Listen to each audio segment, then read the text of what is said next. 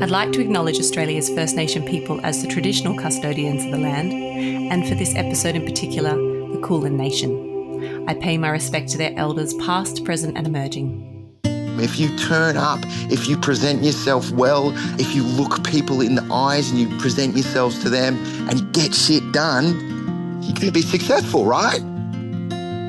This is Over a Glass. I'm Shanteh Wale. Andy Emans holds the role of Experience Manager at Brick Lane Brewing. What does that entail, you might ask? Well, a love of hospitality is sure a good place to start. And Andy has that in spades. Hi, Andy. Thanks for joining me today. Hi, how you doing? I'm very well. It wasn't that long ago that we were both slinging drinks in a sweltering hot room at Pinot Palooza. The hospo bug bit at very early age of 16. Tell me a little bit about your background. My background, I come from a service family-ish. My mum owned a florist, and my very first job ever, and so did my grandmother, and my very first job ever was delivering flowers for them.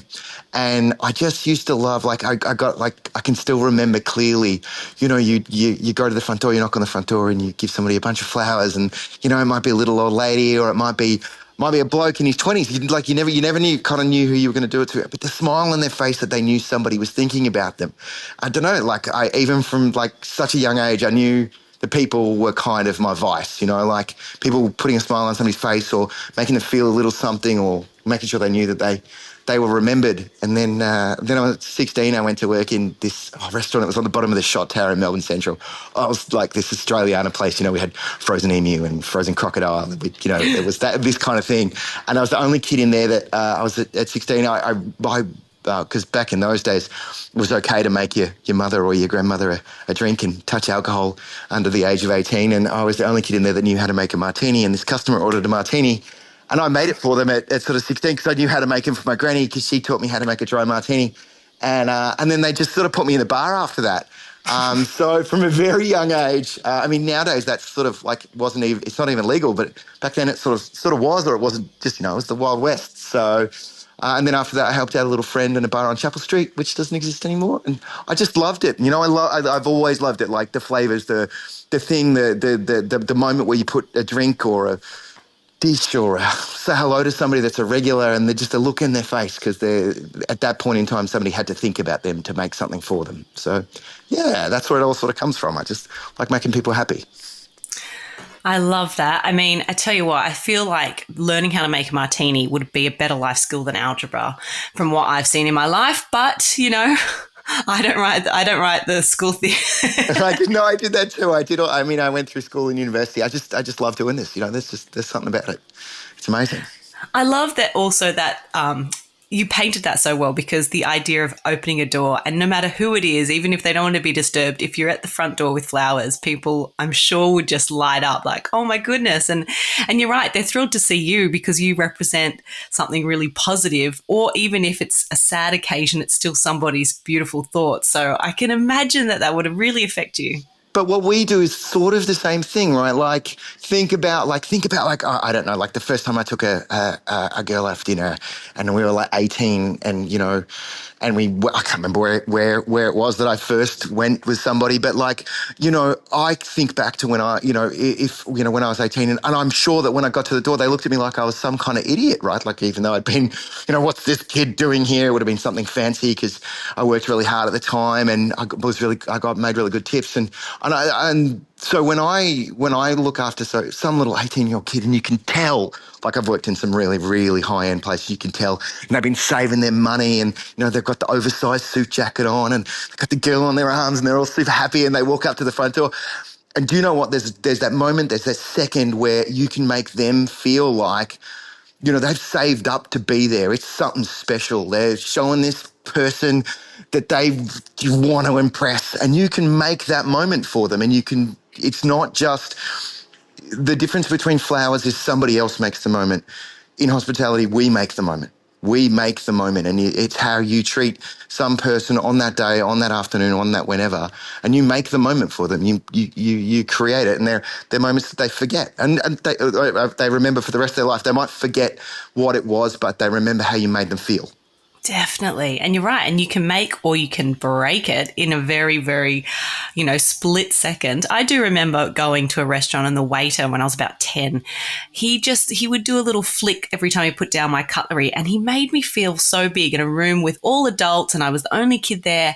And he made me feel so special without even barely saying a word. And I just remember thinking, that is such a skill. Like, how does he manage to hold a conversation but still make me feel really important as the 10-year-old at the table?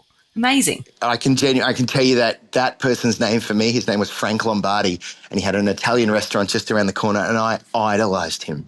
I thought he was the most amazing character. He just owned this little Italian, like neighborhood Italian restaurant, which had a fireplace and stuff, but Frank would always make a point putting down my Shirley Temple, my raspberry lemonade on the table. And he would always make a point of, like, after seeing the ladies, he'd come and see me and make sure that, it was so great. I just remember that person so much. He made me feel this like, yes, you're right, like a grown-up, like you belonged in the space. So yes. I love that. And I love that you can recall him and everything about him. Like, I mean, we need to tell more stories like this, at briefings in moments like that to remind ourselves just what you can do in probably very effortlessly in, a remark that you make. Let's go back a bit because you did used to work at nightclubs and I'm sure there's some good stories there. Tell me a little bit about your time in nightclubs. So I started, I don't know, it's now apartments. So I sort of started in actually not even the apartments. I started once I turned 18, it was a couple of days after I turned 18, a friend of mine and I used to work in his bar, that was not really above board. I used to wash glasses at the back, a place called the Iguana Bar on Chapel Street. But the day I turned 18, he went off to work in this nightclub called the 75th Squadron. It's now IMAX. So it was on the same ground that IMAX was on. Beautiful people ran it. I really, really, really love them. Mary and Vince. I think Vince's son's got something to do with a concern in Sydney Road or something now, an Asian restaurant or something like that. But beautiful people. They looked after me really well. And I went to work there and it was called the 75th Squadron. And on a Saturday night was kind of like a Greek night. And I worked in this little tiny bar in the corner and I was 18 and I was like, I was already quite fast by then because I'd been working dispense bars for a few years. But I was 18 and I used to work in this bar. And I made a point of remembering for the first couple of weeks, just remembering what people drank. I've got a pretty good memory. I'm actually quite lucky in that respect. And I made a point of remembering what everyone drank. And every week I'd added, I'd remember the first 3 people that I served, what did they drink? First 10 people as I started to test my memory, first 15 people. After about 6 months of working there, I knew everybody that came to the bar. Like everybody came to the bar. There was young men, old men. There was groups of girls that I knew really well. I mean, I was like 18 and I was like this little bartender in this little space and I sort of used to work on my own and it was filthy and dirty because I didn't know how to clean things properly because I just, I was a rock star. I was like this 18-year-old kid and I can just generally it was this beautiful space. And the last night before they closed it, before we moved to the Chevron, because the same people owned the Chevron after that, before we moved to the Chevron, where I did Dollar Drinks Night, which is probably for anybody in there, probably early 40s, late 30s, they would probably remember Chevron Dollar Drinks Night, and I was there for that. And but the last night before they closed this club, the 75th Squadron, it was like 9 o'clock at night, and I came into work because my little bar didn't open till 10. And every single one of my regulars was standing around my bar, and as I walked in, I'm an 18-year-old kid, and as I walked in, they were just going, Andy. And I was like, and it was like this moment, like where I was like this absolutely huge rock star, and it was beautiful. Like it was just this kind of beautiful moment for this little kid to, I was still at university at the time. I never gave up on school. I didn't sort of go down that path. And then after that, I went to Chevron for a little bit, did Dollar Drink Start, which was heaps of fun. You'd have guys, like some of my regulars from this old place came along there on a Thursday night and they'd order like 125 vodka and raspberries. It was $125 and they just hand them out to the bar. It was insane. Like it was this beautiful thing. And then I was lucky enough the casino was opening and my brother worked at Monsoons at the Hyatt for a bit and his manager was going to open Heat nightclub, which is kind of nefarious in Victoria. It was, at the point that we were there, I was there sort of on and off for about 4 years. It was the biggest nightclub in the Southern Hemisphere. We could do, I don't know, like the money that we did there, if I look back on it now, any business in Australia now, this is what, 30, nearly 20, 25 years later, would be happy to do. Like they would be considered a big business. It was this absolute behemoth. And I was there and I saw a whole bunch of things and I spent a year up in Sydney in the middle of that and went to work for Planet Hollywood, which I really thoroughly enjoyed, and came back. And then I kind of got to this point where, I was 23 years old and I ran this huge concern and it was heaps of fun and I had beautiful people working for me, but it was still a nightclub. And at that time, it wasn't like, it wasn't the most. It was a bit dark for a 23-year-old, I'll be honest. There was a few things I saw at that time. There was some, there were some problems on Lygon Street. There were some characters involved. And when I say characters, there were people from various crime things that used to come in. And I don't need to see that at 23. I wouldn't want my kids to see that at 23. And so I woke up one morning or one afternoon after it was a long and busy night. I was a good kid. I went to good schools and things like that. And I stayed out of a lot of trouble. I just really enjoyed my job. And I woke up one morning and I went, oh, you know what? I really just want to go and work in nice places because I work in this big, huge place. And so I moved to the UK. And yeah, that was, 2000. I think it was literally just after Millennium Ball dropped. And I was like, I'm going to go. So I just packed up all my crap and I left and went to the UK for 8 or 9 years, something like that. Wow, Y2K didn't hit us and 2000 actually came about. What was your first thoughts in London and what did you learn about hospitality in that time there and what did you learn about yourself? Sum up your 9 years in London. My 9 year, was sort of 4 years in London and then 4.5 years in London, then 4.5 years up in the north of England.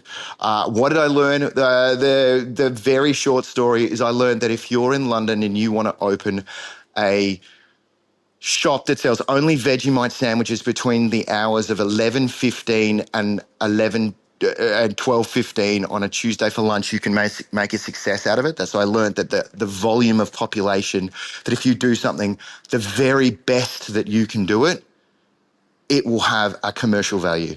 So if you do you know what I mean? Like, so if you make the very best Vegemite sandwiches and you can only do it for an hour a week because it takes you all week to make the very best Vegemite sandwiches in the world, it will have value in London. That's what I found. I found that if you can hone your craft to a certain level, you will have value in any room, in any space that you walk in because there are 35 million people. What was the other thing? I learned that we make the best food in the world in this country. And probably in this state, we definitely do. And I went to this beautiful dinner at the Mandarin Oriental. It was the Dom Perignon. It was the release of their Antique series, which was it was like they did the '88, but they'd never labelled it Antique. And it was the Mandarin Oriental. The food was all Ramsay, and this was just before he really broke. So it was at the top end of his fine dining game, and it was this incredible meal. I sat in the middle of a table. On the left hand side was the assistant general manager of the Savoy, and on the right-hand side was the bar manager from the Ritz, and I was just some kid. And even then I was still like mid-20s, maybe later 20s, and I'm just sitting between these two guys and listening to them trade stories.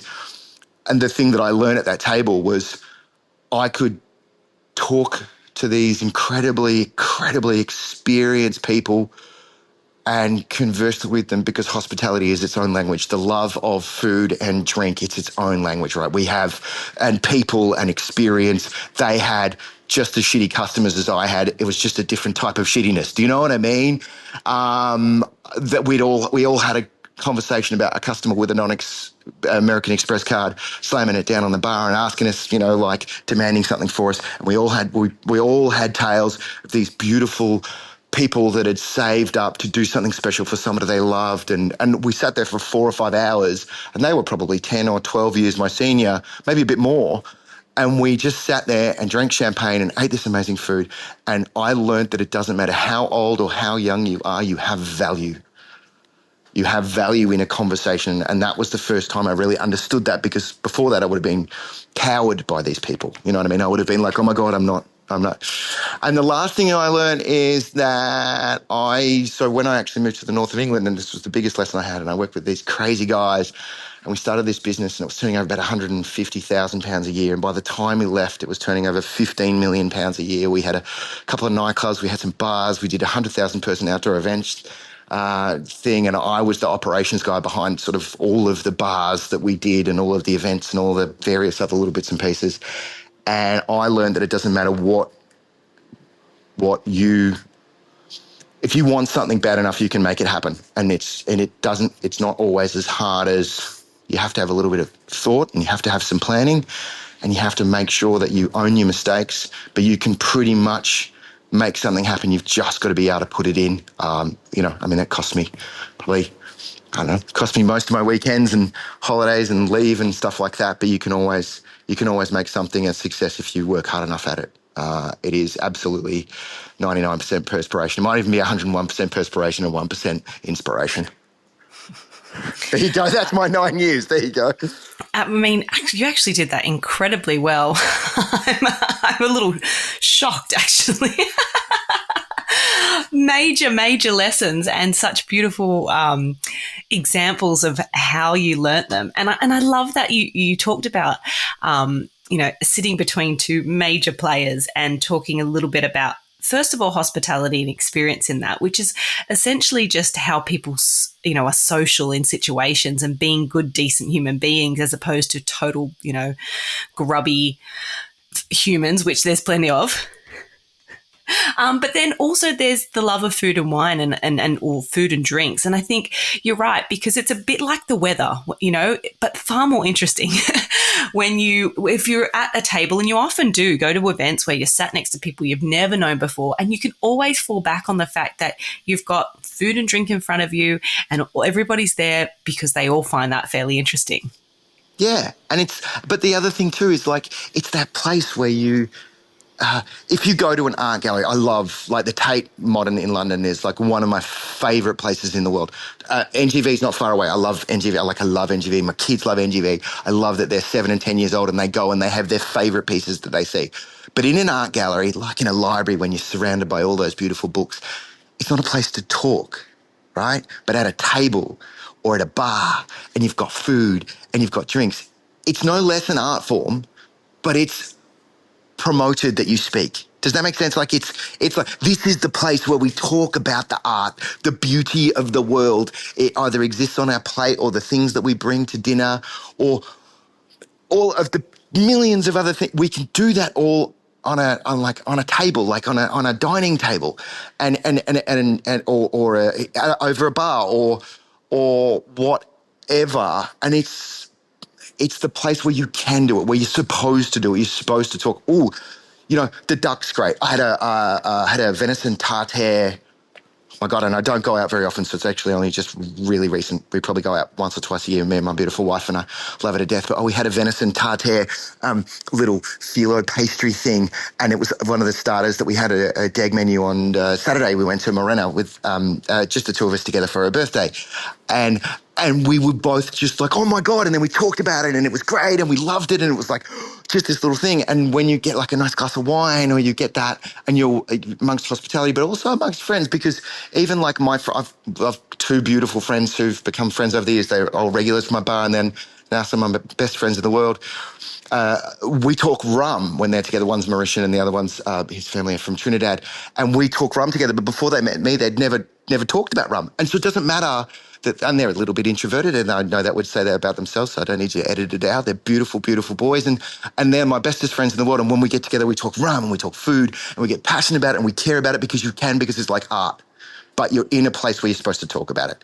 I don't know. And I love that about our industry. It's the time when you can talk. It's promoted to talk. It's the time to interact. And even if you're dead tired, like my wife works in retail and she's quite senior and she's this time of year, but we went out for dinner on Saturday night. We were both absolutely shagged, but we still had 4 hours of talking about wonderful food and drinks. And then it went on to things in our life and the things that we loved. And we talked about our kids. And we had this beautiful moment out in the world in all the middle of all this craziness. And we got to do that because that's what this industry does. We provide these moments, and we give you the ability to be able to share things with each other, and things that you like and things that you don't like. And I don't know, I think it just takes us away for a little bit. I don't know. I love it. It definitely does. It definitely does. And I think, recently I was going through my son's white noise machine, trying to bloody find the one that I put it on for him to sleep. And I came across Busy Restaurant, like all different sounds. And I was like, oh, that's a sound I haven't heard in a while. And I left it on because I was like, God, I like that sound. And it was the clanking of glasses. It was the hubbub. It was like all the different sounds. And I was like, that is such a happy sound for me, And I just, after, not being in restaurants for a while, I was like, you forget that it's a total vibe. And I'm so glad that you still have such a love for it. Let's talk a little bit about when you return back from London. You head to Melbourne. You work at a few different places, Gin Palace being one of them. When you returned to Oz, what were your thought processes? What were you thinking? You've had all this experience. You were up in Newcastle in the UK. When you came back, what were your thoughts? Where did you want to work, and what was the plan? My grandmother, rest her soul, was quite unwell, and she brought me up from. So my mum and my grandma brought me up. My old man passed away when I was about 4. And so she was quite unwell, and so I wasn't coming back with oh my God, I want to leave this job. I loved my job. They were going to offer me a share in the business and this and that. I'm so glad I didn't. Otherwise, I wouldn't have my beautiful wife, my beautiful babies. But I came back and I was like, I knew Vernon from before I left. And I just gave him a call. I said, can I give you a hand? I didn't really know why. I came back because I wanted to be at home. I wanted to be with my grandmother. She was quite sick. I wanted to be with my family. I gave Vernon a call. We did some consulting together. We hung out together. And I think the plan was to own or be own or be a part of a business. I'd got to a point where I'd done it for everyone else for so long. So I kind of worked with Vernon for about a year. I did I kind of breathed some life into Gin Palace before. I don't know whether you know Ben, but Ben took over and he did an amazing, he's an incredible operator, Ben, who's got Gin Palace and although that kind of whole of Russell Place area there. But yeah, and then Collins Quarter had just opened and it just was a little rocky. So they got me to help out there. Funnily enough, the chef that was there now works for me at Brick Lane in our new business. But I knew that I wanted my own thing. And then something came up at Murmur. And a guy called Greg Sanderson had run it for a few years and had won a bunch of awards.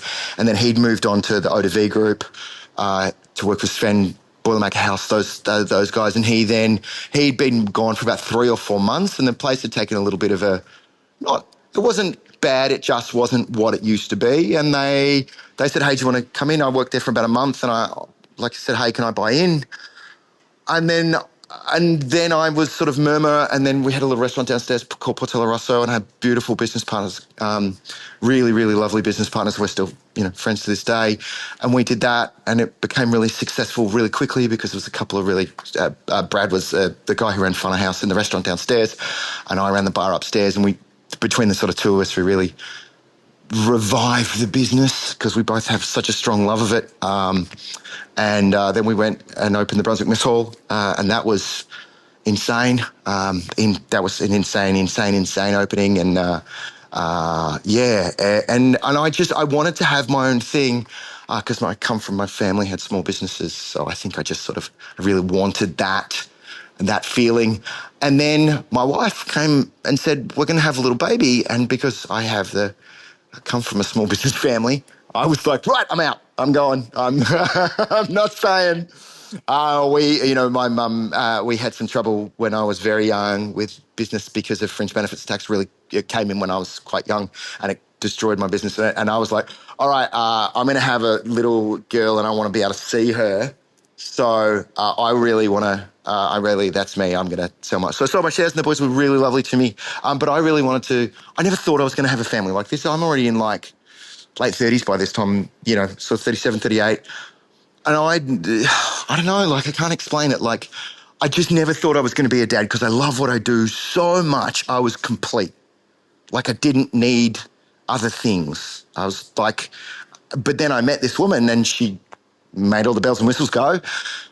And then we were like, oh shit, we should probably get married. And so, I asked her to marry me. She said yes. I was like, oh shit, I didn't know that was going to happen. And then she said, oh, we're going to have a baby. And I went, fuck. And we had a baby and I wanted to spend time with her. And then the moment I met my daughter, just everything was different. So, but I still wanted to do this, right? I love it so much, and hopefully you can hear that. I really love what I do, and I still had this ache to do it. I worked in retail for about a year for a beautiful gentleman by the name of Shaman Hills at Cocoa Black, but that just didn't do it for me. There wasn't enough. I don't know, like the alcohol is part of it, the food is part of it. There wasn't enough of that in that space, and contact was much bigger. And I enjoyed it. I did a good job, but I just wanted to. I just can't. I crave I crave the people, and not just the people that come in the door, the people that you work with, the craziness. I also crave the stories, right? Like it's not just the talking and stuff like that. I've opened sort of 40 or 50 venues, and I have this thing that every conversation you have across a bar or a table is indelibly ingrained into that matter. I mean, vibrationally, it actually, if you go really deep down in physics, it probably does have a small, at a molecular level, has something there. So every table, I'm walking around our new restaurant at the moment, every table in our restaurant holds thousands of stories. Thousands and thousands of stories, because people sit on them every day and they're kind of collecting and being mine, and I wanted to get back to it. So a friend of mine, I knew Dave Vitale from working at Gin Pass, just as coming in, and they were looking for an experienced manager, and I went for my interview, and because I went to the interview and I was like nervous, and because I really wanted it, because it was like a way for me to still do hospitality and have a family. And I was super nervous, and they turned me down the first time. And they employed somebody else. Yeah, no, they employed somebody else. And about 3 months later, they gave me a call and said, "Hey, Andy, do you fancy?" And I said, "I totally do." I was so nervous the first time. I screwed up the interview really badly. And, I'm like a man in my late 30s, I've run quite large businesses, but I was so nervous because I wanted it so much, because I wanted to be back so much. And then I went to work for Starwood, and I loved it, and I was there for sort of 3.5 years, and nearly 4 years, and then this job came along, and this is so Starwood was kind of just in this distillery door. The whole thing of Brick Lane is they wanted to open restaurants, and I'm literally wandering around our restaurant upstairs now and a little bit downstairs, and that's what I want to do. Like I just, but I don't. I can do it and not close on a Friday night, and that's what. Not I can't anymore. Like I just, strapping up my ankle in December, right? Like after doing like 5 shifts, I've like, just old and broken, and my back sore, and I could do like 2-hour cameos on the floor and be fun and exciting, but I can't do 8 or 9 hours. I'm like, that's me now. Just be fun and exciting. So, and after opening 40 or 50 venues, I really feel like you owe it to yourself to say, you know what, I'm not doing Friday night close. There is somebody that's 18 that could do it when they were hungover as hell, and that's their time. No, but that's the other thing too, and it's probably, I don't know, like I just, like I think what I really love is I want that little 18-year-old kid that can do it, like I can teach them how to do it, and then they'll take a real sense of worth out of it. Like it'll have value for them learning how to cash up, because it's a step in the level of responsibility. Whereas for me, it's like, oh God, glass of wine. Oh, this is nice wine. Oh, 10, oh shit, I forgot. Oh, this is just really nice wine. Oh, I'll do it in the morning, right? Like, so somebody's going to get value out of it. I'm just going to sit there and go, I don't like the money. So yeah, it's definitely, but also too, but I want to get up in the morning and I want to make porridge for my little boy, because he gets out of bed at 7 o'clock and goes, "Daddy, porridge." And I'm like, and he eats it every day of his life. It's really weird that for a father who literally lives in flavour, my son would eat porridge and maple syrup 3 meals a day if I let him. But then he wouldn't be able to have pasta bolognese after 6 o'clock, and porridge at 6 o'clock at night, and porridge after 6 o'clock in the morning every single day of his life. If he could do that, he would be happy.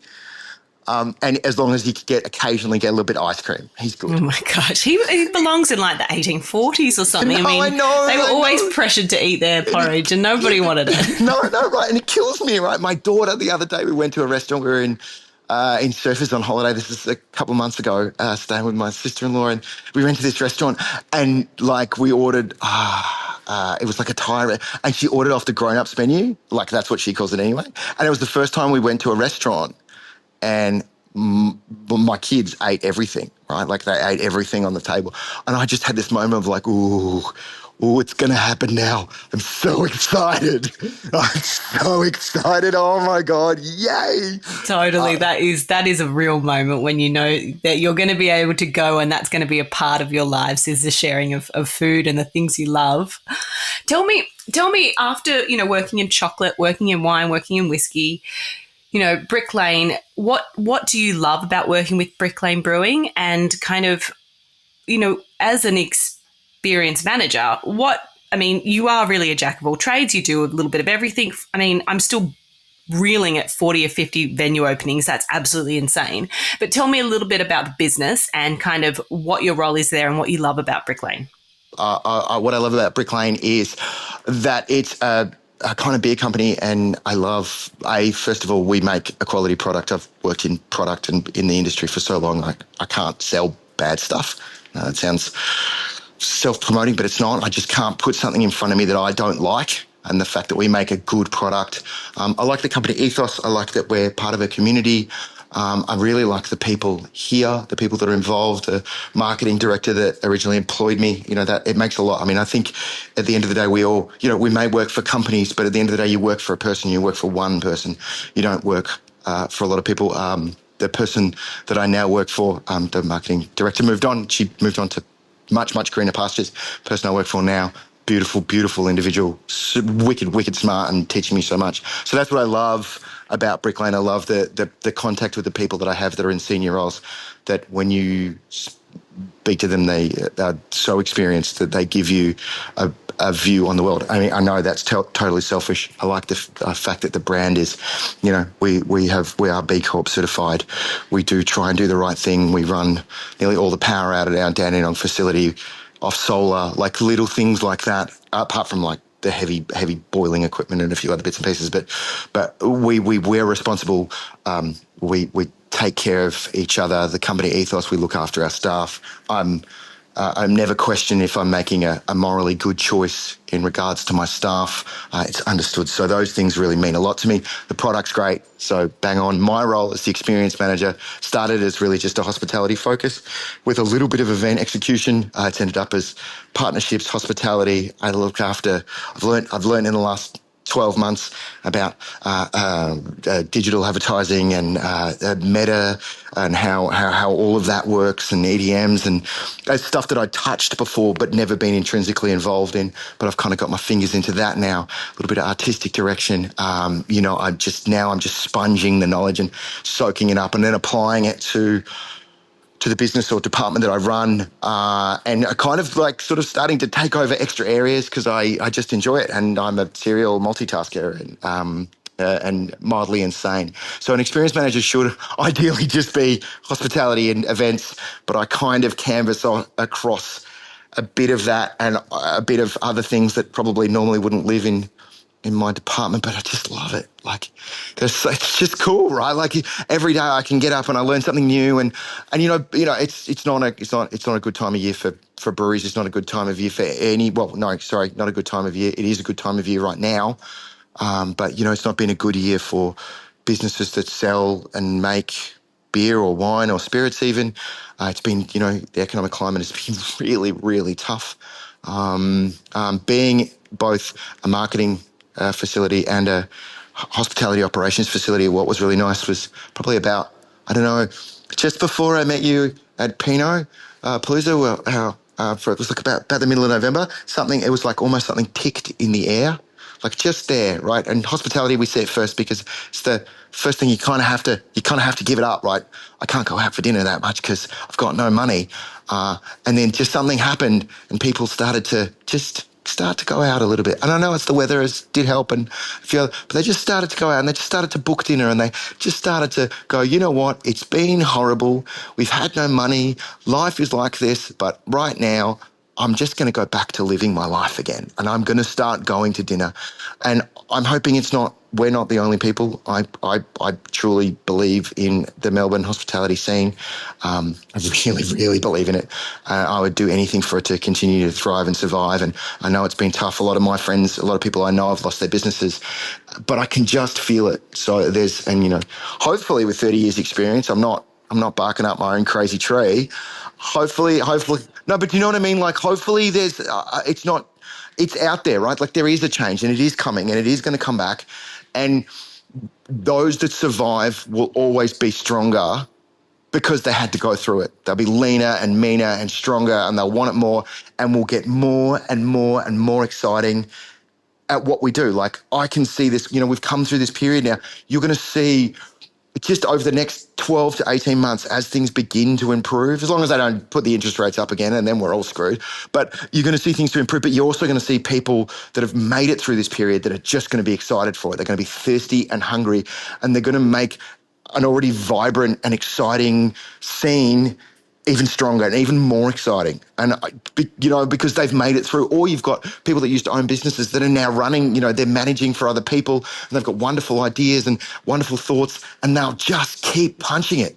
And I just feel like the next 2-3 years, I'd like to use the word renaissance, but I think it's genuinely going to start. I think because we've all had to learn and we've all been locked in looking at our phones and go, oh, that's really cool. I can't afford to do that. Or I can't take the risk of doing that. But now, as things improve, people will be able to take those risks. They'll have like a good year and a half of learning, plus the learning that they did in COVID. And once we got out of COVID, everyone went, shit, why is there 7 million people coming into my bar and I can't get staff? And hopefully with the renaissance, it'll happen a little slower, but we'll learn a whole bunch of tricks, and we'll just see some really beautiful things start to happen, like beautiful things. I definitely think we will. And I think like you've captured that really well, but it is about, we've now have an understanding of that what we need for our mental health is to be part of community, and that there's some things we can't go without, and that human connection is just something that we cannot go without. And where does it flourish best? When we're out and we're eating and we're drinking and we're doing what humans are meant to be doing together, gathering around a fire. It used to be. Now it's, gathering at a little drinking hole or a restaurant, and it's about that engagement and that to and fro that we're supposed to be a part of. And I think that people really see the value and see what that can do really for their mental health. So I'm with you. It is, the upswing is happening, and in a different way than it did before. So now it's about riding that wave, isn't it? Mm-hmm. And all the fun stuff we can do, right? Like, it's just, there's the technology now.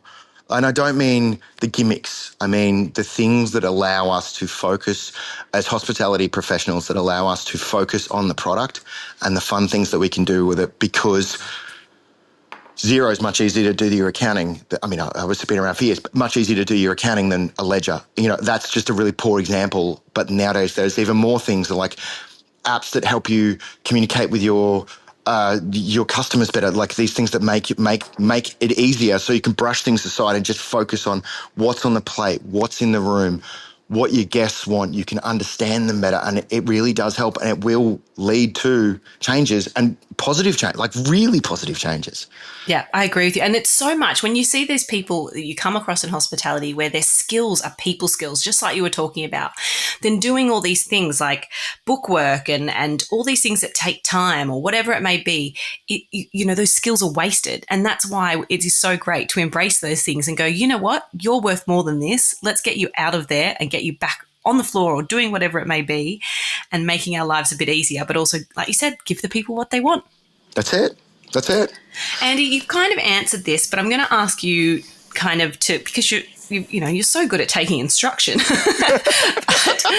My wife believes the same thing too. So yeah. Oh, I love that. And you also said one of my favorite things, which I've never heard before, that was total turn on, was serial multitasker. Yeah. I've never ever thought that was anything serial was very exciting or, quite scary. But you said that word and I was like, ooh, that is, you need that. It's true though, right? I leave lots of cupboard doors open though. I do leave lots of cupboard doors. So I might be doing 5 things at once, but the cupboard door for the first thing might still be open. I'll go back and close it, but I do leave lots of cupboard doors open. Hey, you've got to have something. But tell me, advice for young hospo workers, like you said, 18, whatever you may be, what was your advice for the possibilities for their careers and to rise through the ranks? What are a couple of things that you just think, no matter where you are and what you want to be, if you want to make a real career of this, what are some of the skills you need? They're the same as life, right? Like I have 5 rules for my team. It's an interesting question because I've had 5 rules. I've had the same 5 rules for, oh man, it's a long time. I've been a manager now, to 23 years of being a manager. I started on the first day. I learned them off a guy that I was a waiter under, but it's the same things. Turn up on time. Don't be late, because being late doesn't bother your manager or the business that owns it. because they save a little bit of money because you're 10 or 15 minutes late, but it's going to piss off all your staff that are relying on you being 15 minutes late. Don't be late. If you're not going to turn up, make sure you tell somebody, right? Like, don't just not turn up. Don't just not show up. When you show up, present well. And present well doesn't just mean do your hair. It means present well, put your shoulders back. You don't have to slap a smile on your face. You don't have to, gone are the days where you always need to smile. But when you're with the customer, look them in the eyes, present yourself. That's really important. It doesn't matter what you do, but these things in hospitality will make a massive difference. Just turning up on time, turning up, presenting well, always ask. Not everyone knows everything, right? And I can guarantee you a manager of a new, young person who really wants to be involved in this, if you ask questions, just little questions. Yes, you've got to pick your time. No, they're not always the right questions, right? But, there's oh, what is this? What about this wine? What about this food? What is this? You ask those questions, you'll be noticed and you'll start to grow your knowledge. Do you know what I mean? You'll just start to, and the other one is just get shit done. Like Obama said it. Everyone says it. We hear this phrase every now and then, but I don't think enough people take it on board that actually just getting stuff done, if you're reliable to get something done, you'll continually be relied on to get stuff done, which means you'll move faster. Now, those rules aren't just for hospitality, they're for life. They're for everything you do. It doesn't matter what you do.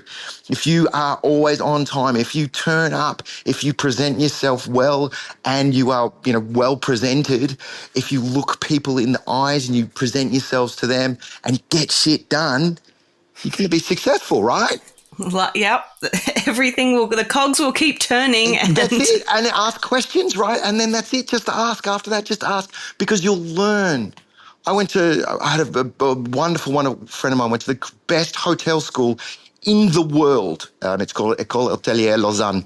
It's one of the most beautiful schools in the world. They provide people to places like Hôtel Crillon in Paris. I can't think of it, but I stayed there. It's on the lake in Lausanne, in Switzerland. Beau Rivage. I think it's called Beau Rivage. Beautiful, incredible. And all of the things that she learnt there kind of boil down to pretty much that and a bit of accounting, that's it. Because the rest you can't be a sommelier without tasting wine. You can't be a chef without tasting food and being in a kitchen. So if you want to be in hospitality, you have to be switched on and you have to ask the questions and find the things out. Because trust me, anybody out there, it is so exciting. Nerds like me, you get to talk to a nerd like me. This is what I'm 24/7. Trust me, I burn people out. The number one thing I tell my staff to do is just say, shut up, Andy. It's good. It's exciting what we do, right? There's an infinite galaxy in a restaurant of flavors and tastes and people and ideas, and they just live on some tables and behind a bar and in a kitchen, So why not do it?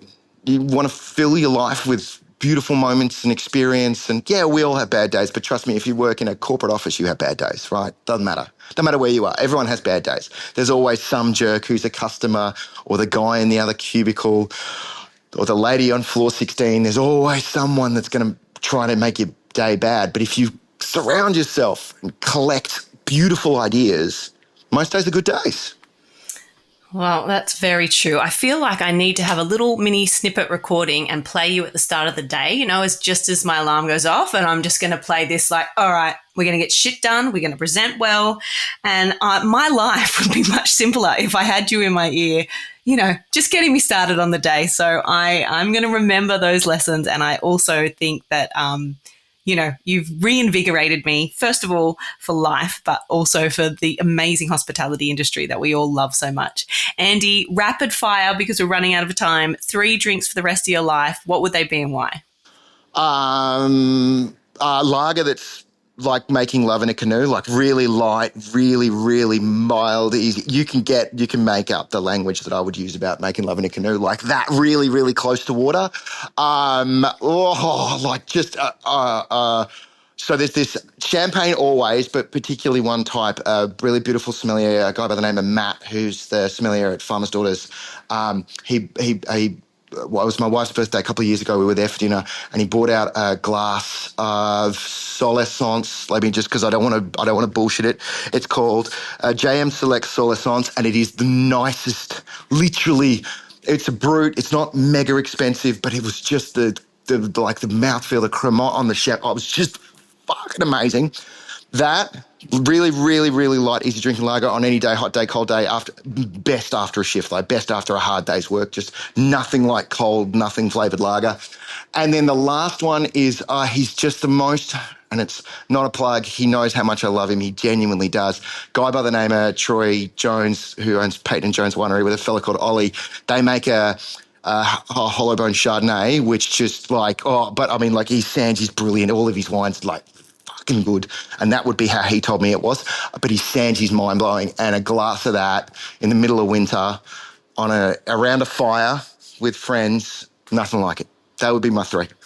I love it. They are great. Not many people say Sangiovese, and I think it is such a great, but 3 drinks, really well articulated. I am taking that love in a canoe. I'm sorry, but I will reference you when I say it, but it took me a little while, and it is brilliant. I had to lead you down the path. Yeah, right. You did. I'm a bit slow sometimes, but it's Monty Python, okay? So just so we're clear, that's actually now I'm just showing my total. That's so okay. I'm embarrassing. a massive nerd. No, it's there's a scene they do about Australians, and it starts Bruce, and then they talk about making love in a canoe and why, because it's this close to water.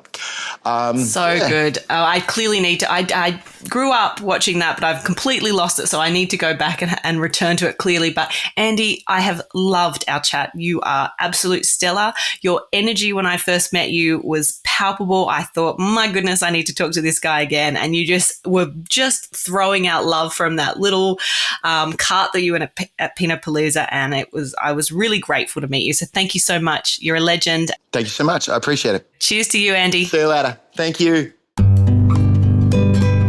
This is Over a Glass. I'm Shanteh Wale. Stay tuned for more stories from the world of wine and drinks. Listen in every Thursday on your podcast app. Follow us on Instagram at overaglasspod and contact us at overaglass@deepintheweeds.com.au.